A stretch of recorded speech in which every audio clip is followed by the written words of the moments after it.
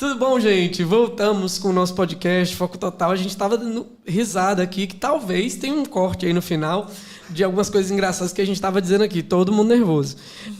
Bom dia para você que está nos acompanhando aí. Bom dia para você que tem nos acompanhado no podcast. Tem sido uma caminhada, uma jornada maravilhosa. Eu tenho tido muitos feedbacks a respeito de pessoas que têm se conectado com a gente e tem descoberto coisas a respeito de si mesmo, aprendido a lidar consigo mesmo e a lidar com as dificuldades neurotípicas, né, próprias do TDAH, do autismo e outras questões.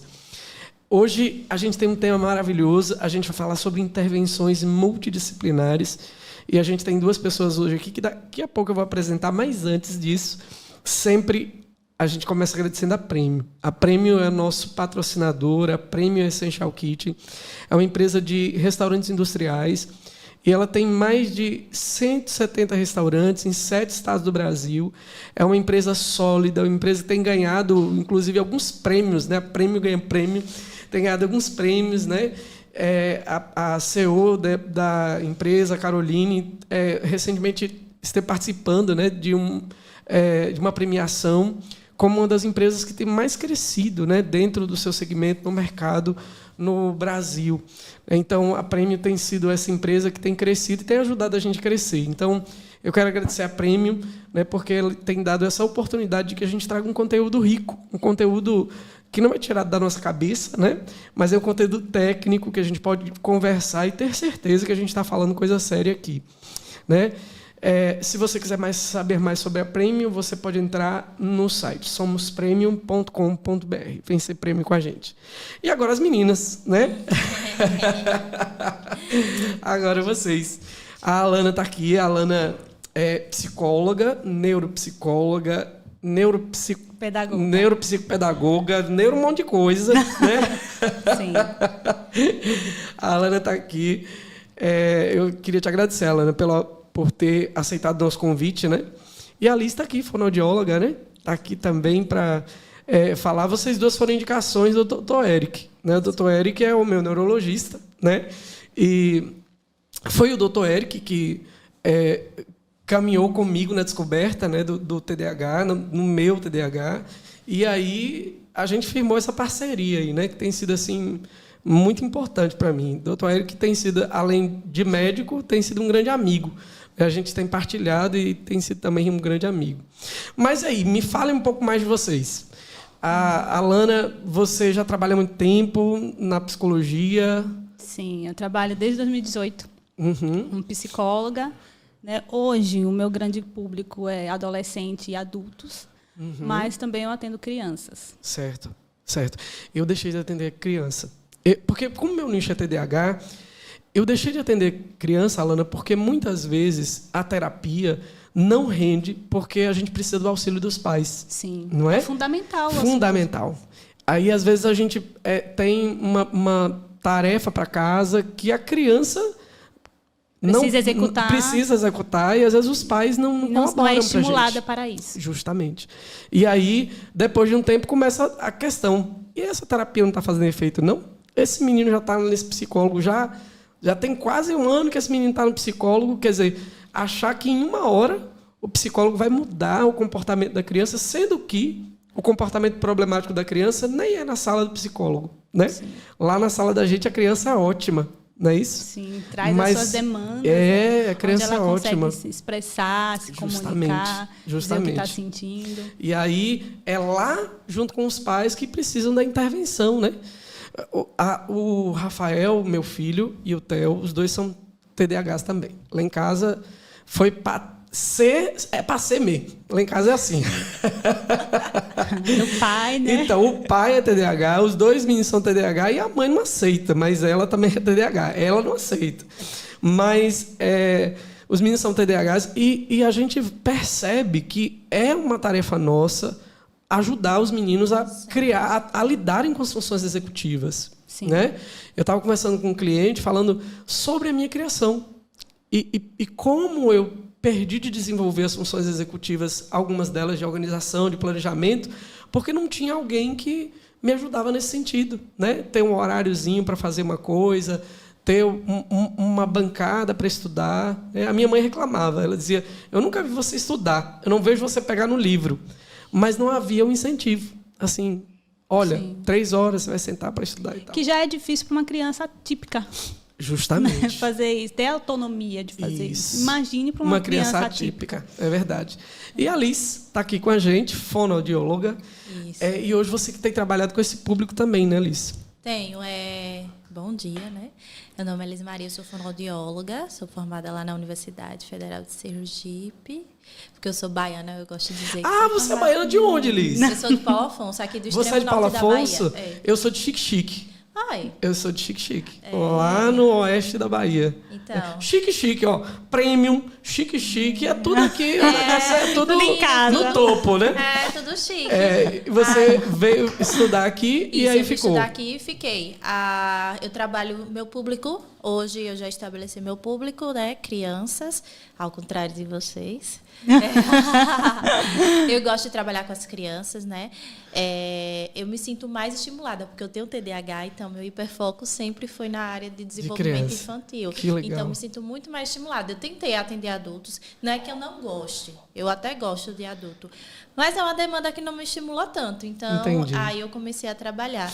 Conheci a análise do comportamento, hoje estou me especializando na análise do comportamento, né? Que para a fonoaudiologia eu acho essencial também ter esse olhar, até para a gente entender como é o desenvolvimento, entender quais são esses comportamentos, como a gente pode interagir. Porque a fala também é um comportamento. Exatamente. Né? A fala é um comportamento, o comportamento verbal. A fala é a expressão do interior, né? Aquilo que está lá, o que Piaget dizia, o que, né? Que a gente primeiro internaliza e depois a gente lança as coisas.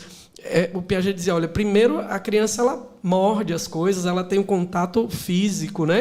Para depois ela ir criando esse mundo simbólico dentro dela e aí formando as palavras, né? Mas olha que interessante o que ele está dizendo aqui. Ela diz que o hiperfoco dela é trabalhar com criança e por isso ela tem se especializado. Vejam que a gente falou sobre isso na questão do trabalho e a gente... Assim, a gente teve até uma discussão aqui, porque uma vez no Instagram aí apareceu uma pessoa falando que o hiperfoco é um superpoder do TDAH. Não E eu disse que não é superpoder, porque a gente não controla, né? Sim, a gente não decide que hora vem, quando vem, por que vem, a gente não decide isso. E eles mudam, né? O hiperfoco muda, justamente. E rapidamente. E rapidamente. Então, assim, é aquele tipo de coisa. Vou ser ciclista. E aí compra a bicicleta, dá 2 voltas e aí esqueceu, deixou a bicicleta lá. Eu tenho uma bicicleta que eu fiz muita questão que meu pai comprasse. Acho que foi ano passado. Eu disse que eu ia para academia de bicicleta, botei na cabeça, fiquei olhando várias bicicletas. Meu pai me dá a bicicleta. Acabou que ela enferrujou. E eu dei. E pronto. É isso. Essa é a vida do TDAH.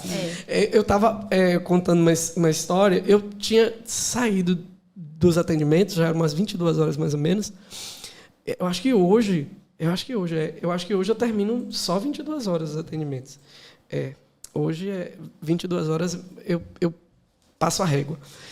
E aí eu já estava cansado, não tinha mais dopamina nenhuma na cabeça, a Ritalina já tinha ido embora, não tinha mais nada. E eu sentei, peguei o celular e comecei a ficar vendo story, reels. E aí passou um cara falando sobre abelha sem ferrão.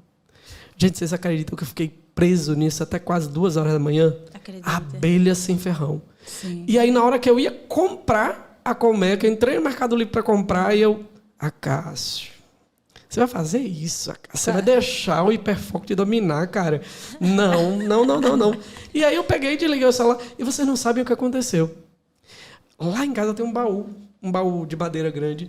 Vocês acreditam que entrou um enxame de abelha e tá lá? Lá em casa, entrou. Mas elas entraram. Abelha sem ferrão. Abelha sem ferrão. Elas entraram. Que coisa, assim, parece uma sincronia, né? Sim. Eu li tudo. Eu sabia tudo.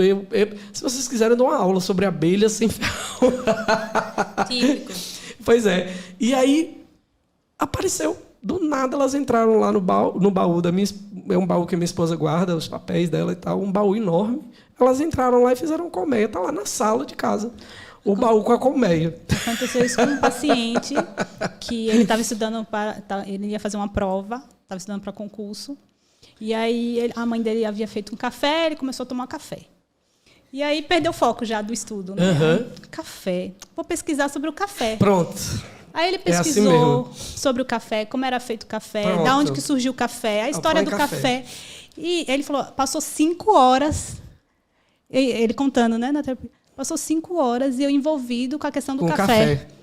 E depois, quando eu teve um estalo assim, peraí, que horas são? E aí ele perdeu a tarde toda de estudo, porque ele estava envolvido com a história do café.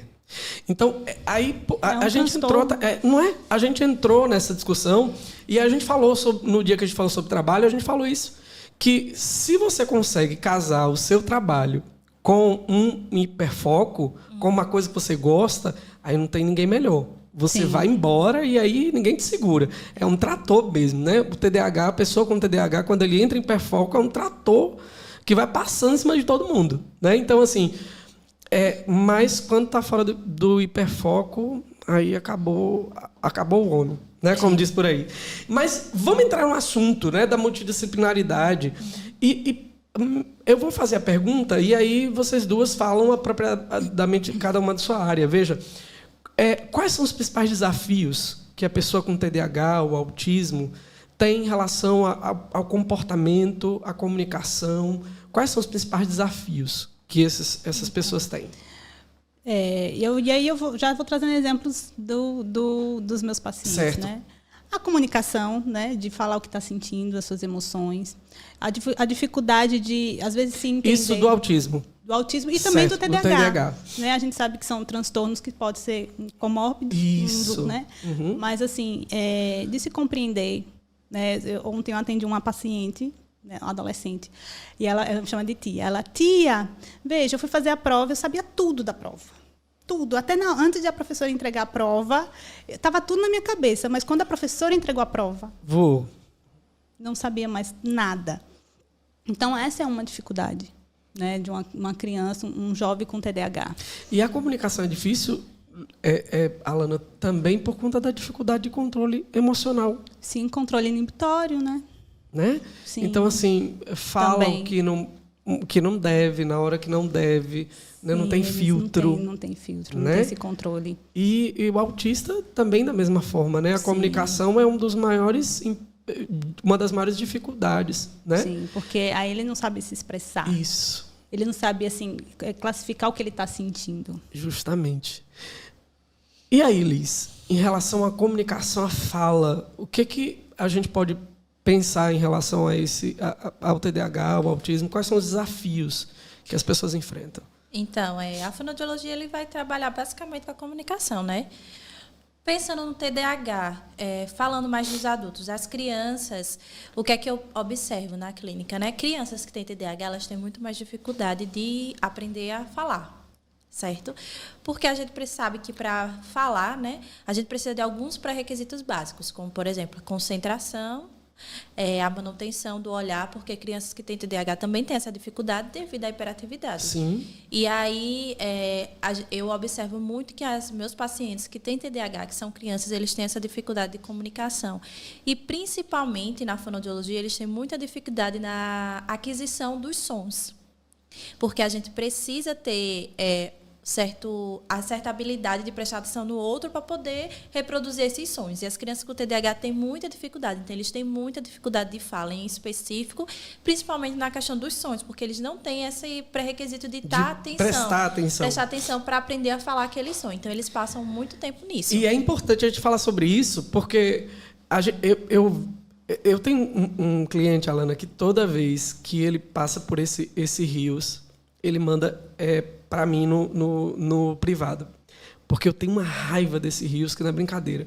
É uma pessoa aí que, inclusive, brigou comigo no Twitter. Veja, eu briguei com esse cara no Twitter. E aí ele fez ele falou no YouTube... eu briguei com um psicólogo lá do Nordeste, não sei o que. Era eu. Agora, veja... Ele fez um Rios, e o que ele colocou no Rios? Ele colocou que o TDAH não tem déficit de atenção, ele tem atenção demais. Ele fala isso. O TDAH tem atenção demais, porque ele presta atenção em tudo, ele não para de prestar atenção. Ele disse isso. Sim. E as pessoas no Rios lá comentando. É mesmo. Porque ele diz assim, que quem colocou o nome de déficit de atenção foram as pessoas atípicas, que é o que mais faz com que elas tenham dificuldade de lidar com a pessoa com TDAH. Mas não é isso, né? E aí, como o Liz falou no início, né?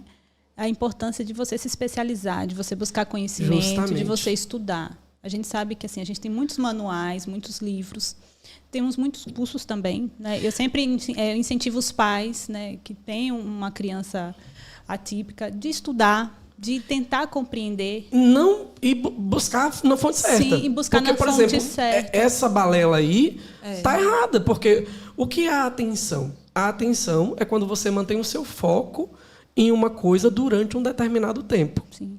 Se você não mantém um tempo naquela coisa, você não tem Você não atenção. tem atenção. Então, você tem um déficit de atenção. Que é Não é exatamente... porque você está... E aí, ele troca a percepção com a atenção. Porque o TDAH tem uma percepção alta. Sim. Ele percebe tudo, realmente. Mas a atenção Ele não. não tem. Né? Então, assim, é muito bom isso que você está dizendo, Alana. Procurar na fonte correta. A fonte correta. Porque, assim, a internet traz muita informação. Isso. Né? E saber filtrar essa informação também. Né? Procurar saber quem é que está dizendo. Né? Para o leigo, isso é muito difícil. Né? Porque, assim, a gente que estuda, a gente... Quando vê informaçãozinha dessa, a gente já vai ali e bate. Qual foi a fonte? Mas por que acontece na internet? O que acontece é que a pessoa fala a partir da sua experiência. Daquilo que ela acha. Daquilo que ela acha. E está acontecendo muito isso com TDAH, né? Hoje em dia eu observo muito que tem muitas pessoas, influenciadores. É bom ter influenciadores que têm TDAH. Está falando sobre, principalmente adulto, né? Porque a gente sabe que o diagnóstico tardio está acontecendo muito, o diagnóstico tardio. Mas a gente tem que ter atenção nesse conteúdo. Será que essa pessoa, ela tem TDAH, mas será que ela tem conhecimento científico suficiente para estar passando aquilo? Isso. E aí a gente tem que observar. E aí tem um negócio de mentoria, Alana. E a gente está saindo do negócio aqui, mas Sim. tem um negócio de mentoria aí, que vamos fazer mentoria, quer dizer, como se a mentoria substituísse terapia. Isso, me preocupa. E não substitui terapia. Terapia é uma coisa, mentoria é outra. A mentoria, eu considero que seja uma muleta, sabe? Sim. Você tem que prestar contas a alguém. A terapia é você mudar o comportamento. Sim. É diferente, né? Se compreender, né? Isso. Compreender as suas demandas, os seus Isso. pontos fortes, seus pontos fracos. É muito além. Você está falando, Liz, a respeito da fala, né? Da criança, e você falou do TDAH. E a criança autista? Né? A gente sabe que a criança autista ela tem uma dificuldade também na fala, né? São bem parecidos. É porque a gente tem que separar também o que é fala, porque assim, na fonoaudiologia a gente tem três como se fosse compartimentado a comunicação. Certo. Fala, voz e linguagem. Certo. A fala e a linguagem, elas estão quase juntinhas, né? Porque a linguagem é toda forma de comunicação. Então, o indivíduo com autismo, ele tem mais déficits, às vezes, na linguagem. Porque quando ele tem fala, pode ser através de ecolalia. Então, a gente já está entendendo que esse indivíduo tem uma fala desenvolvida. O que é ecolalia, Liz, para as pessoas entenderem? Ecolalia vai ser a repetição, né, da fala do outro, ou a fala de... Pode ser a fala do outro, necessariamente, aquela ecolalia imediata. Você fala, eu repito. Por exemplo, você pergunta, Liz, você quer café? E eu falo, Liz, você quer café? Ou pode ser aquela também que vai ser a tardia, que eu falo, nossa, que legal! Que pode ser a imitação. Que do desenho, né? Acontece muito isso. Acontece muito isso. E isso pode ser muito confundido. Isso pode ser muito confundido com uma fala funcional. Porque a gente vê, eu chego no consultório, não, ele fala. Mas ele fala totalmente com uma prosódia alterada. O que é prosódia, Liz? A prosódia é a modulação do som e da fala. Então, a prosódia vai ser... Quando a gente fala, a gente tem que colocar a entonação. Isso. Quando eu vou mudando, se eu estou mais triste. Então, a nossa voz ela vai se modulando as emoções. E aí, crianças com autismo, elas têm essa questão de que eles têm essa dificuldade de modular com as emoções.